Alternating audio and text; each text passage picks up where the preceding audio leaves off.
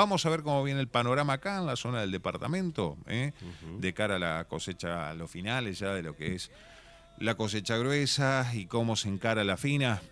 Vamos a hablar con el ingeniero agrónomo Luis Fernández, que ya está en línea con nosotros. Luis, muy buenos días. Andrés Ottauer, Rubén Escubis te saludan por este lado. ¿Cómo estás? Hola Andrés, ¿cómo te va? ¿Cómo andan? ¿Todo Bien, bien? Buen bien día. por acá, bien. Esperemos que no... Saludos a la mesa. Bueno, muchísimas gracias. Luis, ¿cómo viene finalizando, si no es que ya finalizó lo que es la cosecha de soja y maíz en el tema del departamento? ¿Quedan algunos lotes todavía o no? Mira, queda poco, pero queda. La verdad que una campaña, una cosecha complicada Ujú.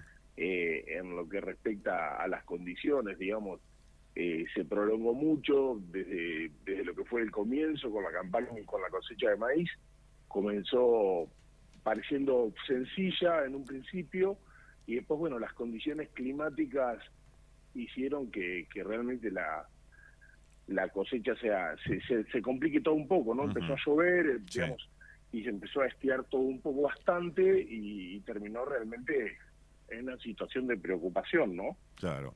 Eh, La verdad que después con la soja lo mismo, pero Ujú. bueno, la preocupación por el maíz venía por el tema de que puntualmente en el caso del maíz hubo lotes que estuvieron esperando la máquina más de 30 días, Uh, ¿viste? ujú. Y con la soja, bueno, pasó un poco eso, pero por ahí fue un poco más sencillo. Ujú. Pero bueno, por suerte viene finalizando, queda poco y nada. Pero bueno, también tuvimos las complicaciones el jueves de la semana pasada Fu. de esta granizada en el Ripio Palavecino, en Ujú. esa zona, en Talita también, que bueno, la verdad que son cosas que son riesgos de la producción a cielo abierto que de alguna manera son inherentes al sistema y que bueno, si bien son esporádicas pueden suceder, ¿no? Pero bueno, sí, en resumen viene finalizando la cosecha gruesa, sí señor, ya queda poco y nada, pero bueno, al que le falta levantar, tiene todas las fichas puestas ahí en lo que respecta a la recolección del cultivo, ¿no? Luis, vos decías que hay lotes, en el caso del maíz, que tuvieron que esperar 30 días a la Sí. máquina que ingresa a los campos para poder sacarlo, retirarlo. ¿Qué consecuencia Sí. tuvo ese lote de maíz 30 días esperando allí? Mira, por lo pronto, muchos de esos lotes se rompieron muchísimo por esta condición de lluvia constante. Los Ujú. lotes realmente, en muchos casos, los lotes de maíz quedaron totalmente destruidos, con lo cual eso llevó a que después haya que arreglarlos, haya que volverlos a dejar en condiciones mediante las labranzas convencionales, ¿no? O si se lo permitía una maquinaria nueva o Ujú. más moderna como la rastra de diamante, también también lo podía simplificar un poco el trabajo, pero en líneas generales generó esto de que en lo que es el lote de por sí, en muchos casos que los lotes quedaron bastante rotos, ¿no?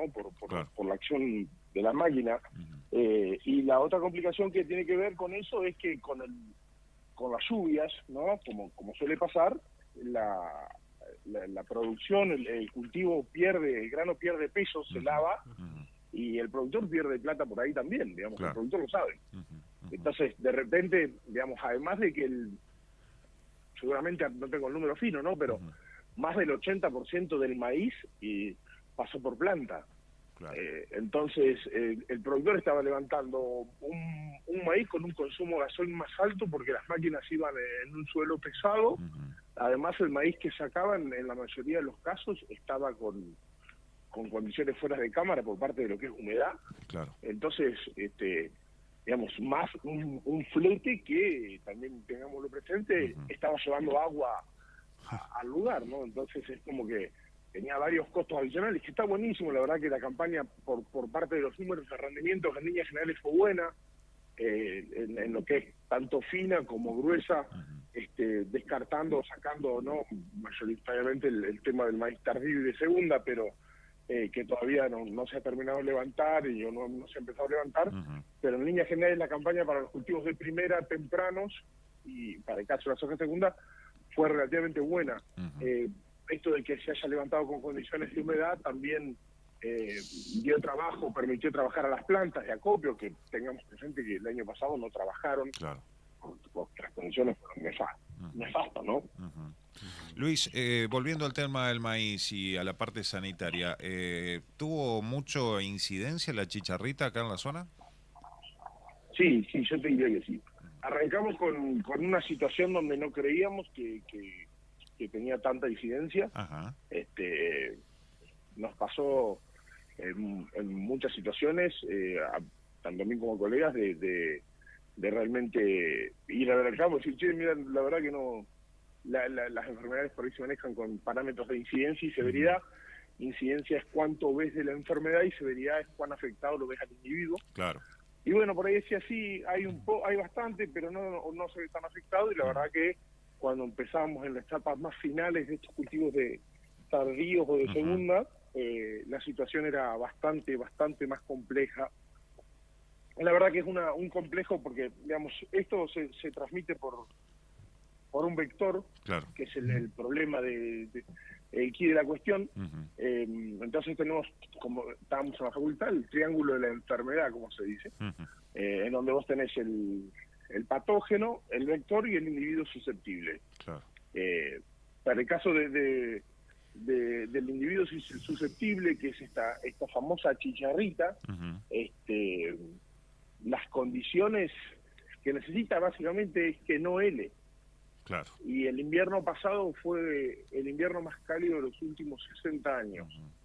Entonces, en las zonas de transición, como ser San Justo, por esa zona, Ajá. de tener 15 heladas pasamos a tener 5, y de intensidad moderada a leve. Ujú. Entonces, realmente eso le permitió a la plaga, en muchos casos, arrancar con un valor positivo la campaña, no en cero, Claro. ¿no? Entonces, la verdad que fue una situación muy complicada. Las mermas de rendimiento pueden alcanzar al nivel del 80-90%. Uf. Lo que hace esta enfermedad es romper los vasos de la planta, ¿no? Ujú. Los rompe y la planta directamente no puede fijar peso de granos. Ujú. Acaso más extremos generan achaparramiento que da cero, ¿no? O sea, Claro. o da muy bajo peso Ujú. o da cero, ¿no? Claro. Es algo bastante complicado. Sinceramente si uno por ahí lo piensa para esta campaña, cómo deberían ser las probabilidades de que vuelva a ocurrir, que creo que si bien yo creo que la intención de maíz tardío en la zona nuestra Ujú. y de segunda va a ser baja, no me animo a decir nula, porque tal vez alguien lo quiera hacer o lo haga, no lo sé, pero sinceramente las probabilidades de que ocurra deberían ser bajas. Necesita como tal, como te digo, temperaturas con un día o 2 días con temperaturas de menos de 2 grados centígrados. O sea, el vector, la chicharrita, quien lo transmite, muere, y con un día de menos de 0 grados también. Aunque parezca mentira, en las zonas de transición esto no estuvo, Ujú. no se dio y permitió este avance. Claro. Por ahora venimos con, digamos, o sea, esperemos que el invierno empiece con fuerza, esperemos que julio nos dé los fríos que necesitamos para que realmente darnos cierta tranquilidad al respecto, aunque de vuelta vuelvo sobre lo mismo, no lo sé si va a haber una intencionalidad de siembra respecto a maíz tardío de segunda muy alta en la zona.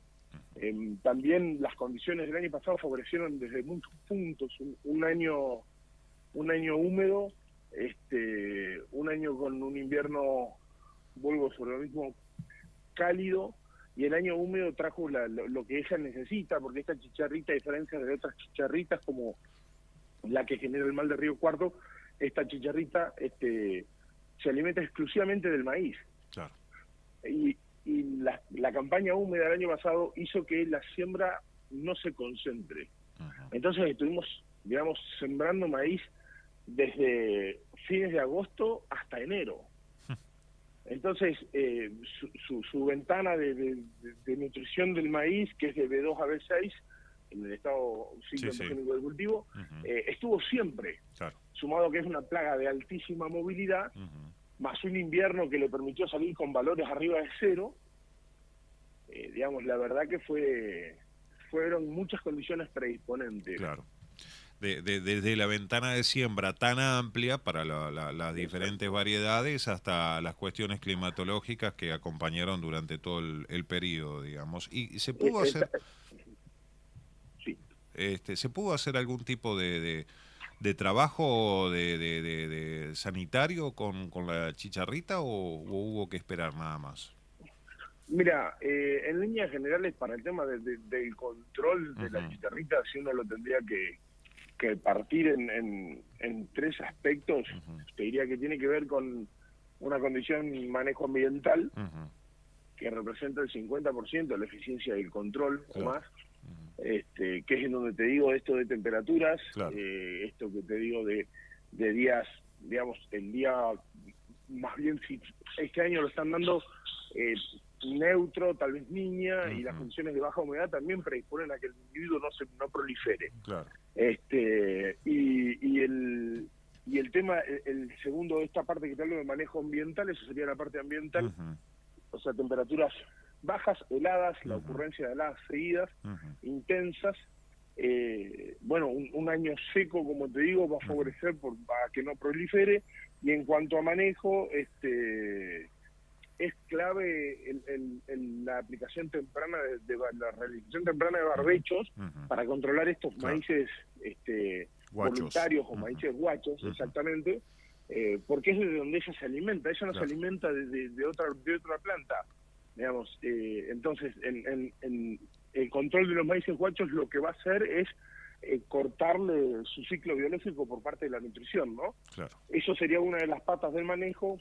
La otra pata del manejo es la concentración de la siembra. O sea, de vuelta a esto, ¿no? O sea, no tratemos de hacer lo más anticipado posible, arrancar las siembras lo más temprano posible. Digamos, las probabilidades de ocurrencia en siembras tempranas es baja realmente, con lo cual esto vuelve a ser lo mismo, cosechas complicadas, se rompieron lotes, lotes que tienen que ir a restauración mediante la labranza mecánica.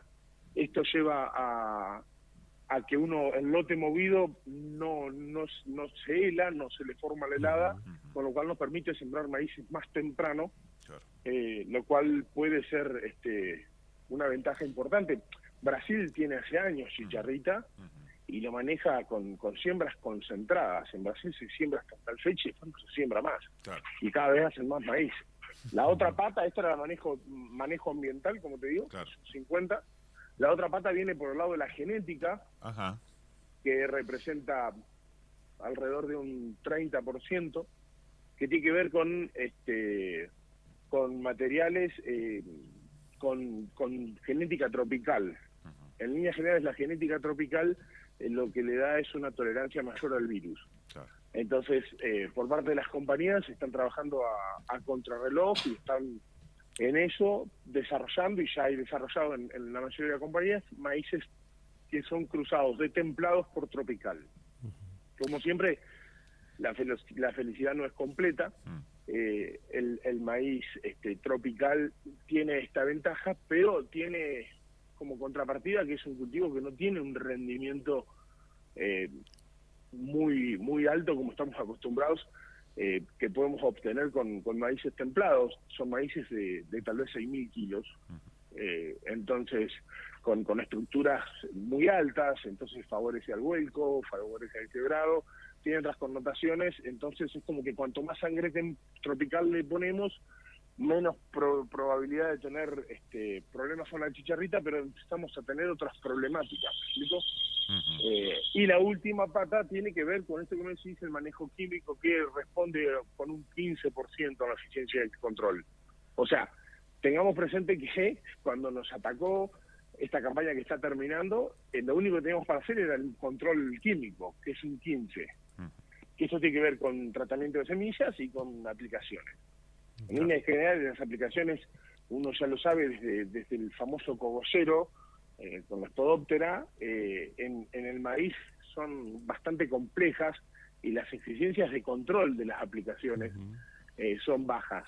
Entonces es donde, por eso, uno como profesional tiene que ser claro y conciso al respecto de que si no hacemos bien lo otro, el aporte del químico es muy bajo.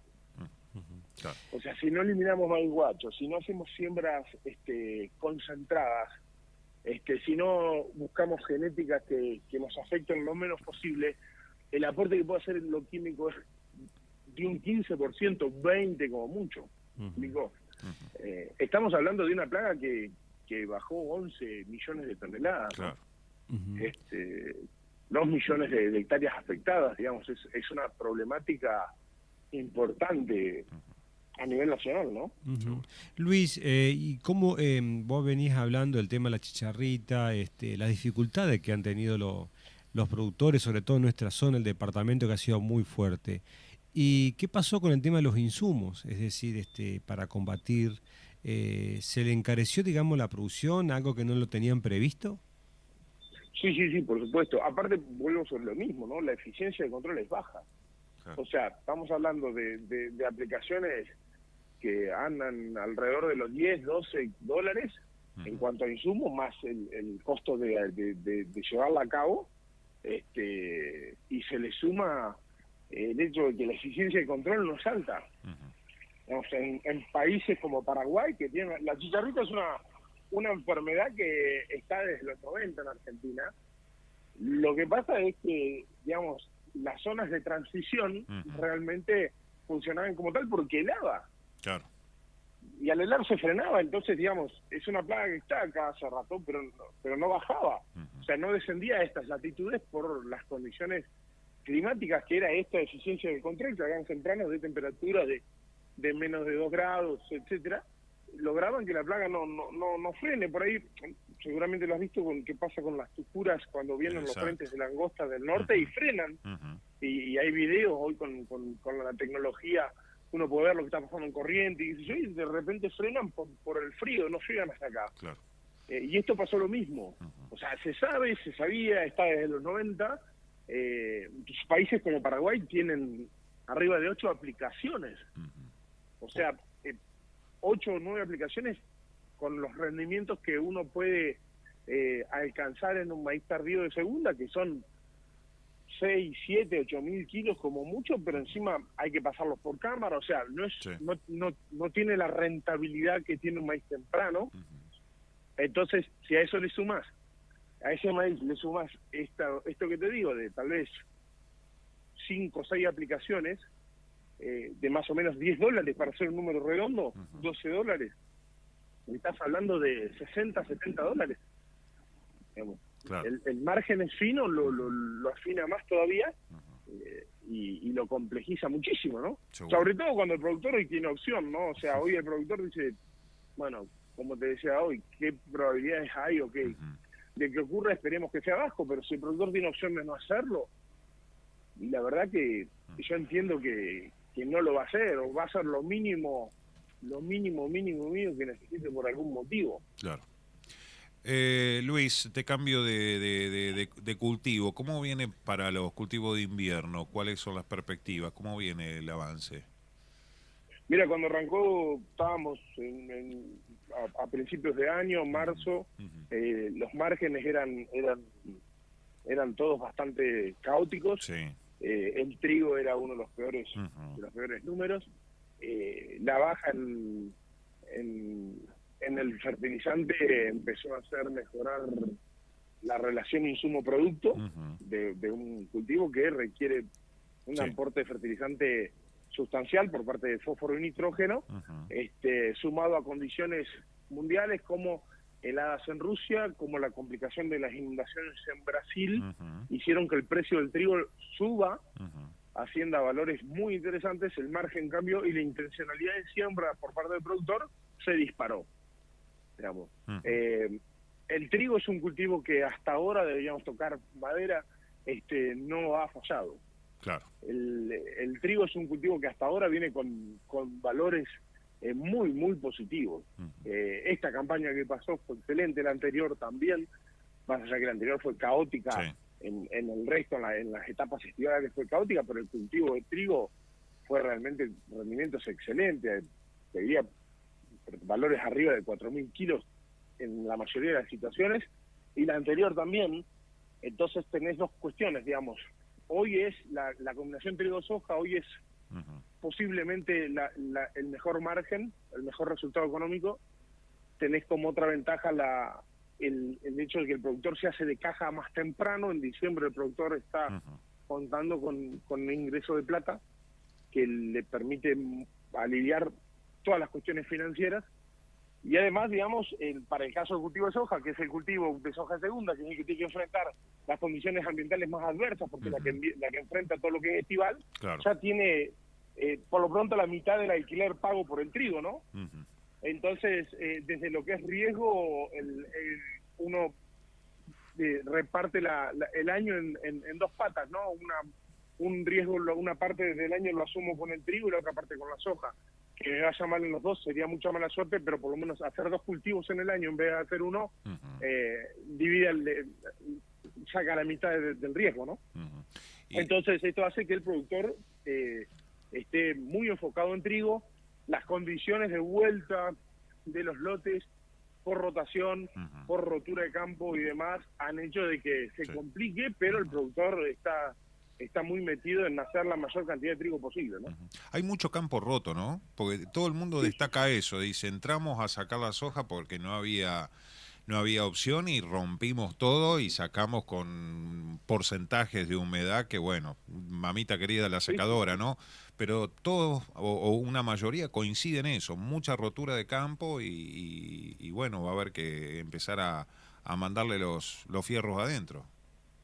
Sin duda, además, digamos, esa observación es excelente.